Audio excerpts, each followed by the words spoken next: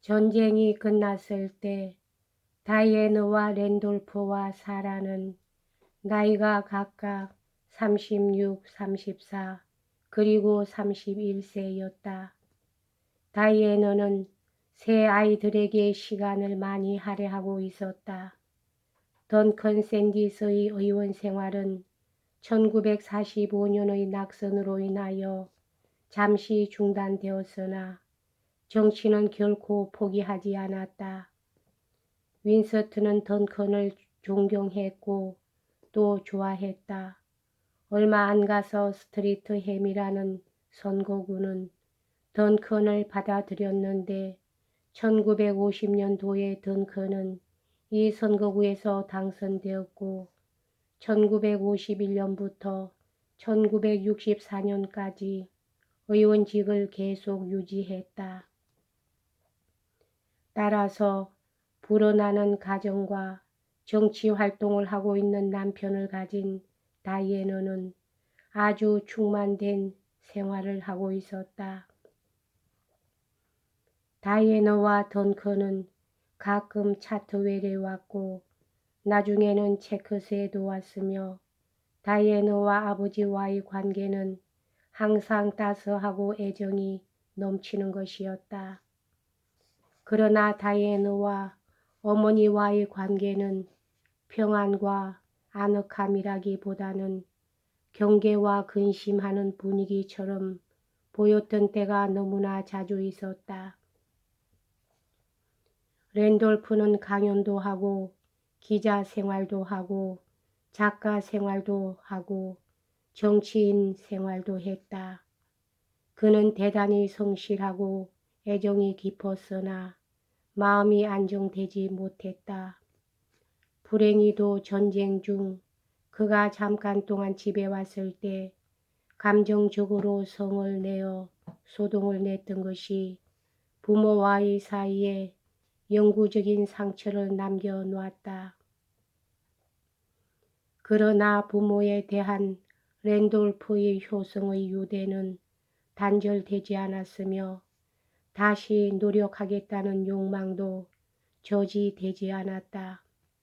그러나 부모와 랜돌프와의 오해는 불행히도 빈번히 일어났다.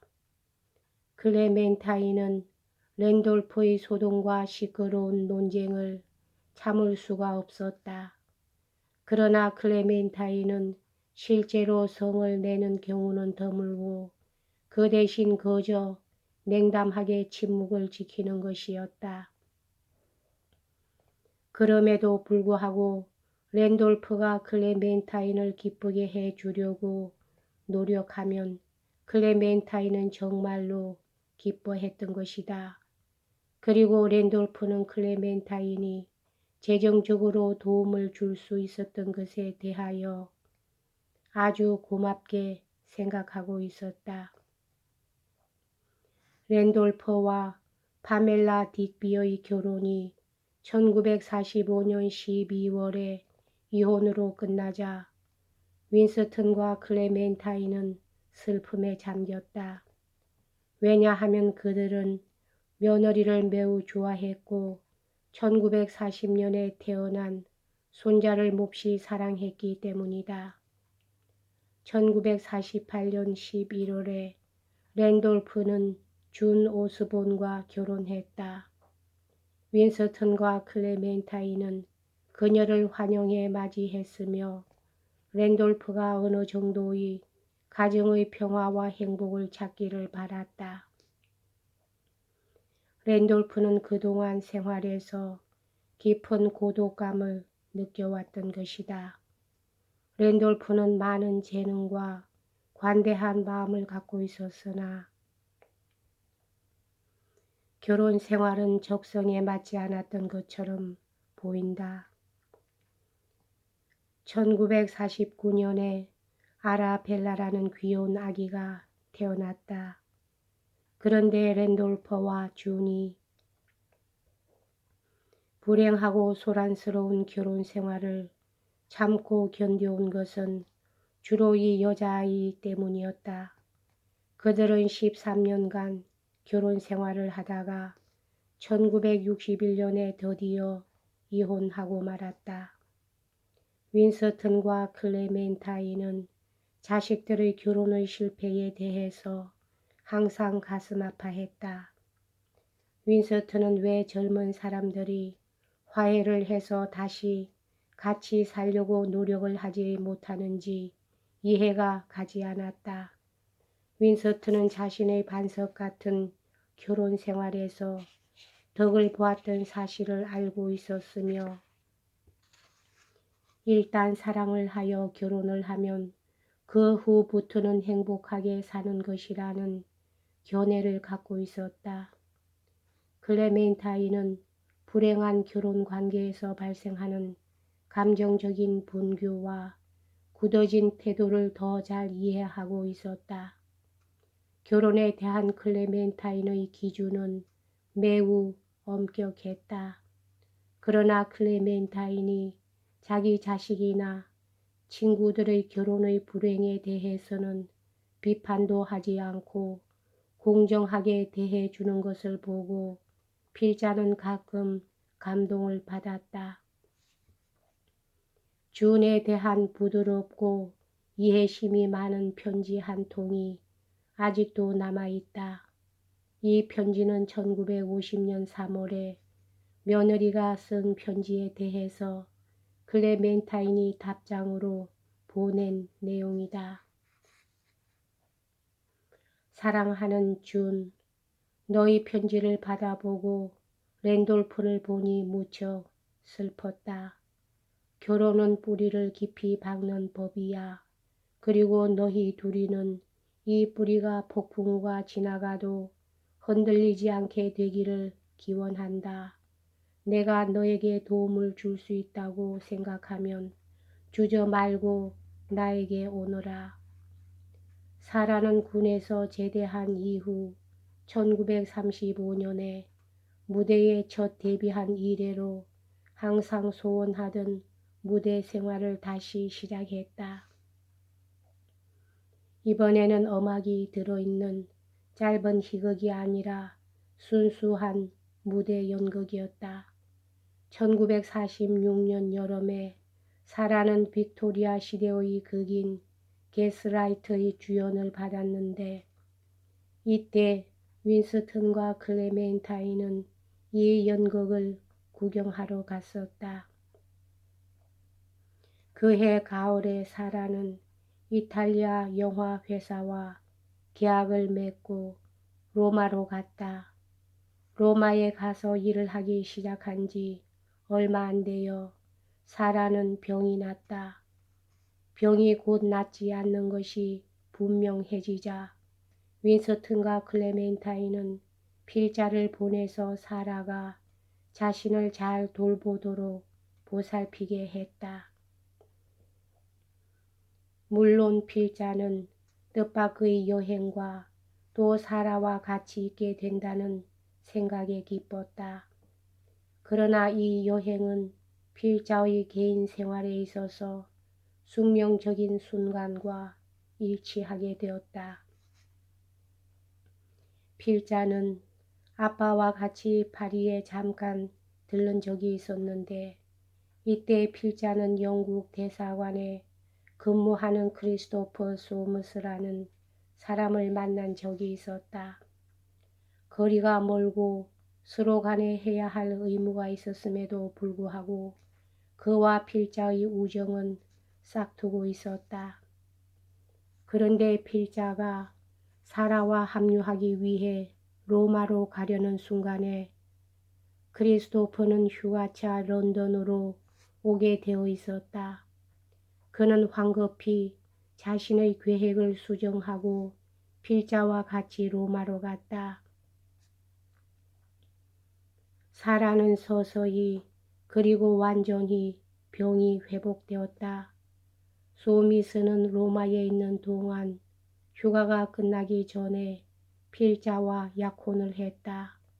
따라서 필자가 집에 보낸 편지에는 사라의 건강에 대한 것과 필자 자신의 마음의 상태가 뒤범벅이 되어 있었다. 그런데 이 편지는 필자와 관계된 모든 사람들에게는 틀림없이 혼란을 일으켰고 불만을 가져다 주었을 것이다. 왜냐하면 크리스토퍼나 필자는 서로의 부모들을 보지 못했기 때문이다. 대부분의 연인들처럼 크리스토퍼와 필자는 필자의 가족에 대한 의구심을 내포할지도 모르는 모든 반응을 즐겁게 잊고 있었다. 대체로 양가는 희망을 안고 냉담한 태도로 이 급작스런 약혼을 받아들였다. 그리고 사라는 병상에서 필자의 어머니에게 자신과 이해를 가지라는 내용의 감동적인 편지를 했다. 필자의 부모들은 필자의 무모한 행동 때문에 많은 의혹을 가지고 있었고 특히 필자의 어머니는